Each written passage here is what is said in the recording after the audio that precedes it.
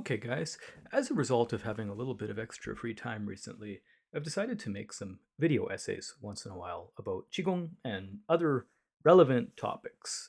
So, today I have written a little essay for my Substack, which is about the idea of animal movements in contemporary Qigong theory.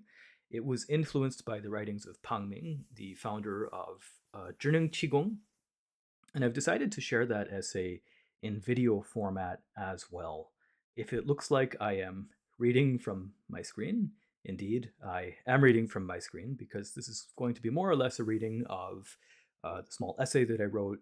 But then at the same time, I will perhaps throw in some of my own ideas along the way as well in order to clarify this subject, which I think is quite an important one.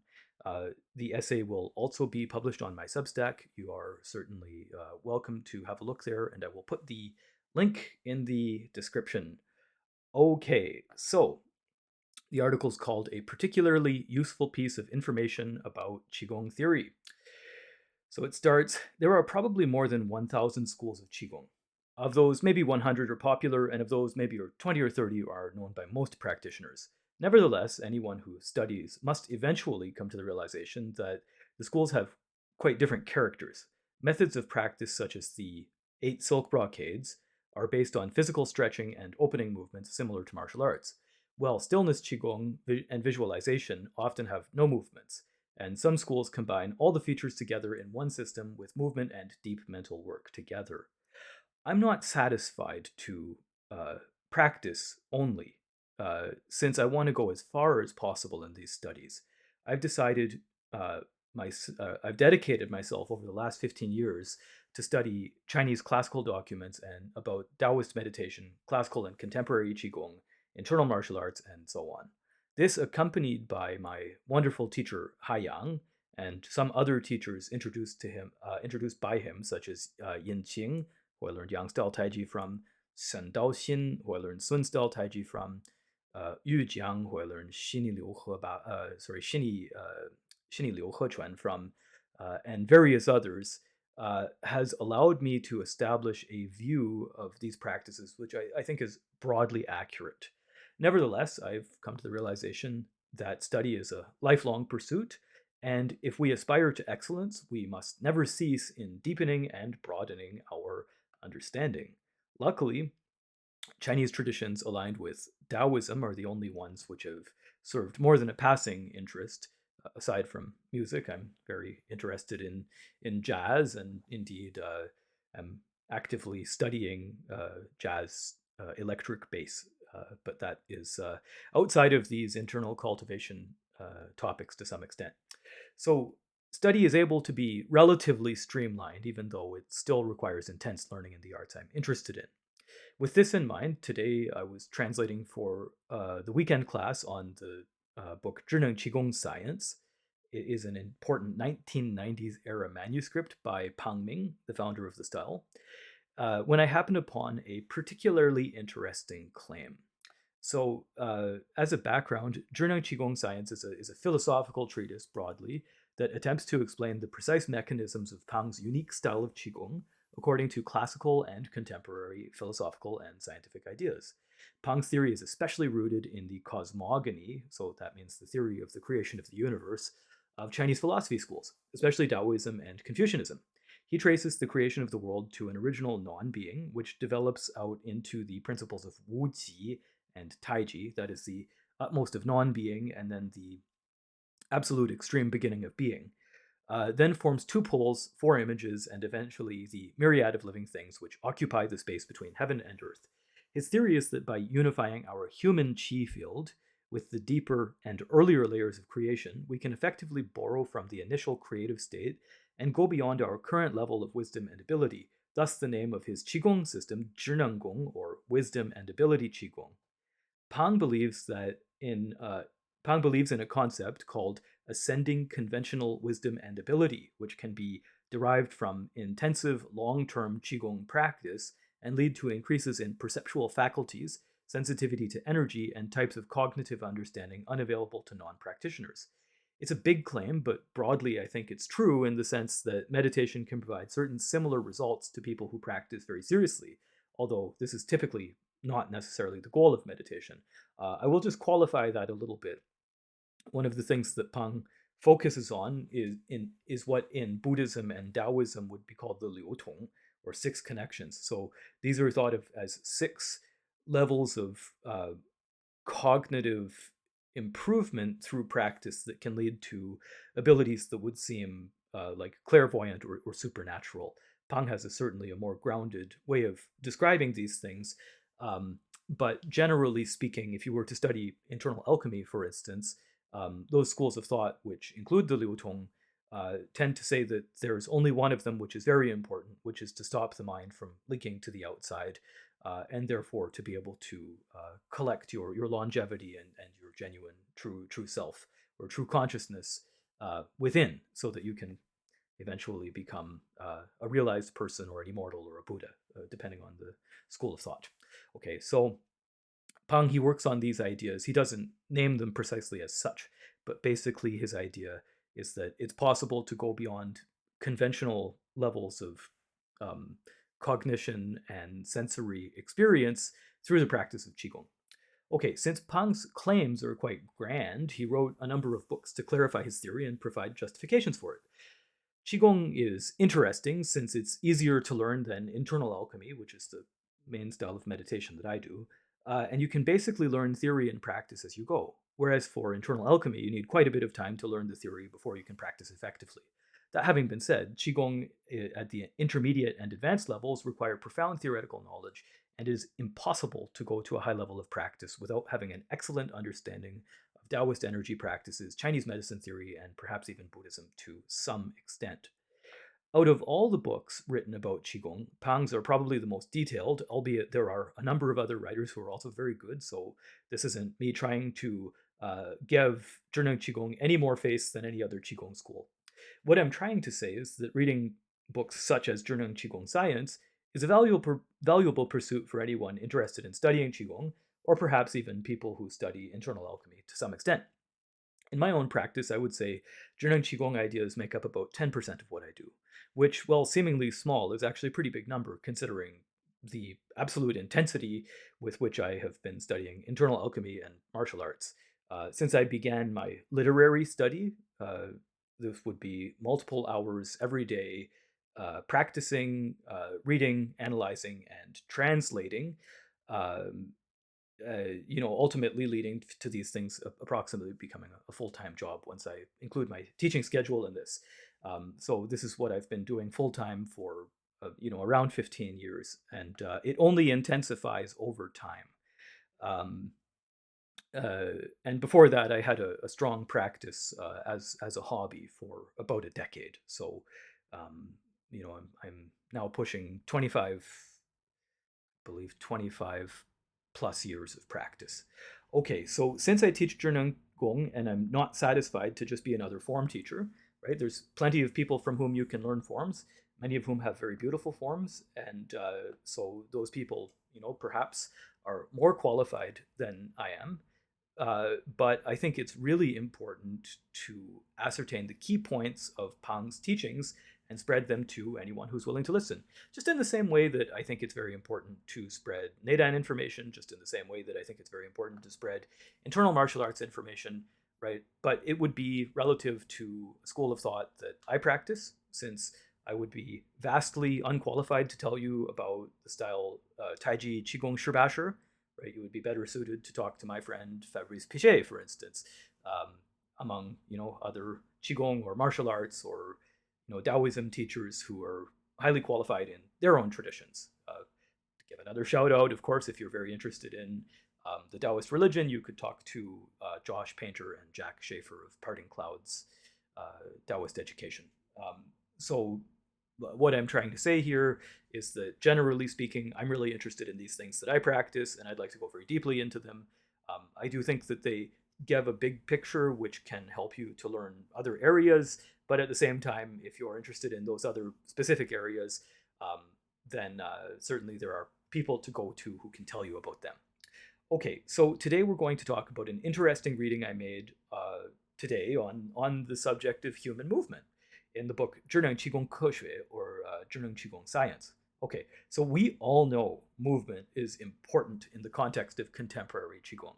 The vast majority of Qigong systems have some form of Dao Yin. So Dao Yin means guiding and stretching movement. And it's meant to open the tissues, allow for the transit of qi and blood. Qi here is understood essentially as a synthesis of oxygen, carbon dioxide in the case that is moving back toward the heart, any other gases which are present in the blood, nutritional substances that come from digested food, and original qi from the human body, which perhaps could constitute neuroreceptors, hormones, etc. Right? Anything that's in the blood that's related to its motility and its nutritive function and its support function of life systems is called qi. So this improves, right? This transit of qi and blood through the body improves overall physical functions. Many of us know that Dao Yin has ancient origins even before Taoist philosophy. However, have you ever really thought about why Dao Yin is expressed in the manner that it's expressed? Now, today we're only going to talk about one small section of Dao Yin concepts, but I think that it can help to illuminate other areas of study as well. So it might be a surprise to you to know that Pang Ming's teacher was Yang Meijun. Yang Meijun was the inheritor of Wild Goose Qigong, which is also known as Kunlun Qigong. It's a family system which uses the image of a goose flying to establish its movement practices. These animal Qigong forms have a long history in Qigong and are even criticized by the philosopher Zhuangzi, who thought the activities of longevity-seeking hermits who copied the movement of animals in the wild were silly and a waste of time. Many classical Dao Yin practices, such as the 5 animal frolics, copy animal movements, and in a certain sense seem based on the cultural notion that humans at some point in the distant past lived with wild animals and are thus somehow benefited by copying their movements. Indeed, today's Chinese martial arts, such as Xingyi Chuan, Taiji Chuan, and others, often imitate the actions of animals, so it seems that even in the contemporary Chinese society, this ancient concept is still quite popular. Today, I read a piece of writing by Pang Ming. His pen name actually means something like a loud cry of a bird. It was a fascinating explanation of why people practice in this way. So, according to Pang, the space above the atmosphere, or in other words, outer space, where the heavenly pivot is located, so just a quick point, the heavenly pivot here is talking about the way that we use the Dipper stars to measure time. So the pole star at the center seems to have the other stars moving around it, and the pole star, which is the North Pole star, right? It seems to be at the center of the heavens, and then the other stars seem to move relative to it, and they indicate the progression of time, because when they're at different points in the sky, we're in different seasons of the year, right? So he says that this is considered to be the highest yang in the cosmos because of the fact that the stars never seem to stop in their rotation. Well, the Earth is considered to be the absolute yin as a result of its seeming stillness. Now, never mind that the ancients didn't get the idea that the Earth was orbiting around the sun and so on, right? The Earth's position actually is how we understand the position of these cosmic bodies, but who cares about that, right? We're talking about medieval philosophy, and it doesn't make the basic concepts of yin and yang any less useful. So when people and animals are contained in the center of this activity and this stillness, right? And this is what we talk about as the combination of yin and yang. So the ancient philosophers believed that all of the animals, of all of the animals, humans were the most precious. And Pang quotes the philosopher Xunzi, who is a Confucian who was very influential on the legalist tradition and early Chinese dynastic tradition. I'm paraphrasing here. Fire and water do not require any birth. Grass and plants have birth, but they don't have knowledge. Animals have birth and knowledge, but they have no justice. Humans have birth, knowledge, and justice, thus they're the most precious. So essentially, the idea is that humans are alive, self-aware, and capable of making ethical decisions. So this is why they're the highest in the taxonomy of being, according to these ancient Chinese philosophers. To avoid going to excess on the philosophical topic, Pang's view is that these ideas indicate something about how humans and animals share more qualities than humans and inanimate objects. Thus, he establishes a justified rationale that our physical natures, while unique to us, also have some degree of similarity to those of the animal kingdom. Now take this and apply it to what you know about how Qigong styles often copy animal movements, and you will begin to see the key point of this rationale. In Chinese traditional thought, there are various taxa of animals, but generally speaking, there are terrestrial animals who serve as livestock, wild animals on the land, animals which hatch from eggs, fish and other animals of the water, and animals who span the distance between earth and sky. Qigong practices, both past and present, copy all these various forms for the purposes of benefiting from what is unique about their movement. For instance, copying a mythical white ape reaching up to steal a peach could be done for the purposes of extending the shoulder girdle and opening the back, while copying the slithering movement of a snake could make the body more lithe, and copying the flying movement of a great bird could stretch open and then condense the body so the joints become relaxed and supple. When we understand the nature of these animal images, we can also apprehend the purposes of certain Qigong practices and begin to make faster progress.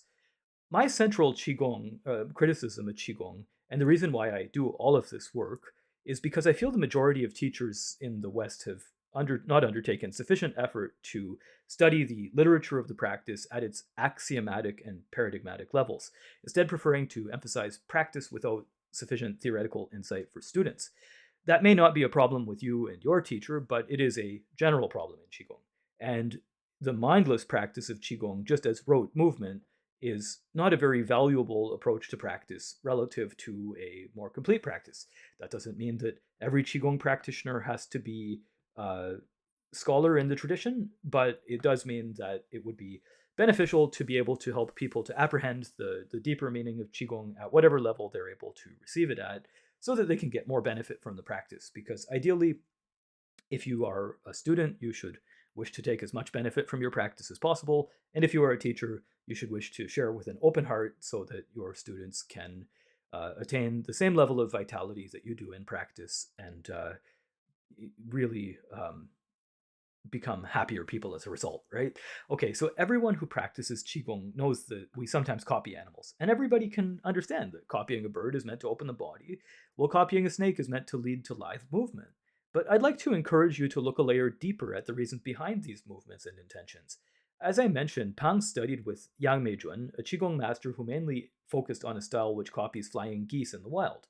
Pang's style of Zheneng Qigong also emphasizes similar bird-like movements, and when taken together, the style has a coherent way of moving, which assists in the development of the primordial one qi that Pang believes rests at the foundational level of creation. Other Qigong methods, such as Hunyuan Gong, have different ways to access primordial energy, but we should study each style according to its own standard in order to understand it more deeply.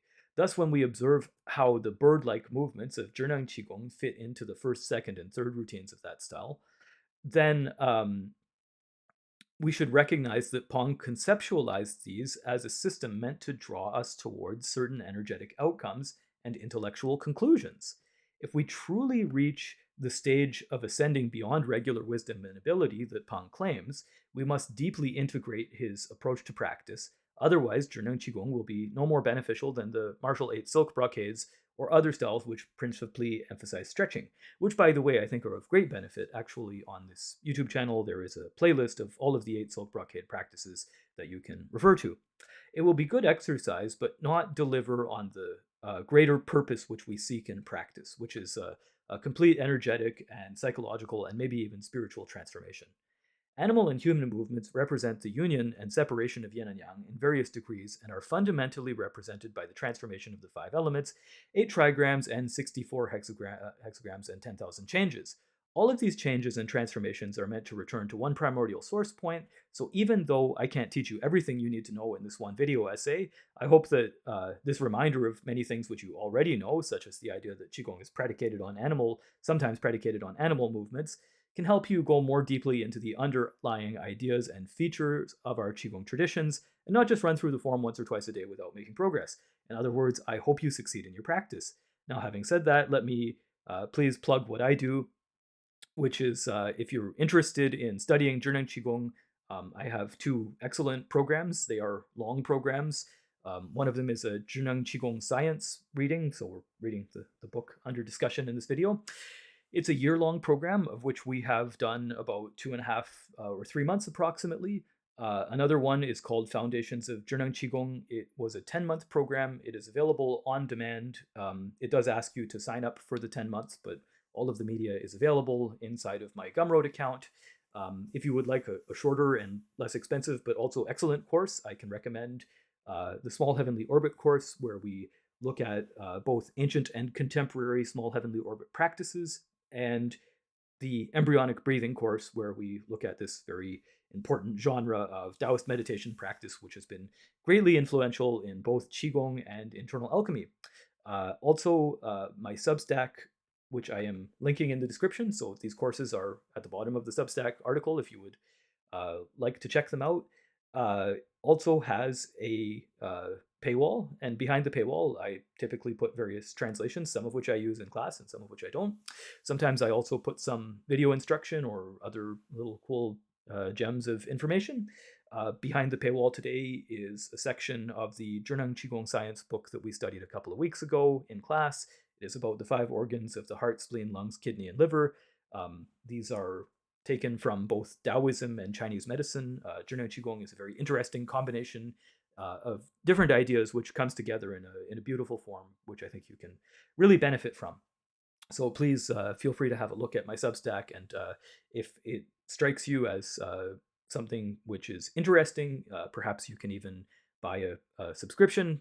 It is $7 a month, which is, to the best of my knowledge, basically the cost of one visit to Starbucks. So you can hopefully take significantly more benefit from the articles on my Substack than you would from a trip to the coffee shop, although I must admit my own love of coffee. Okay, so that's that for today's video essay. I will make more as the spirit asks me to.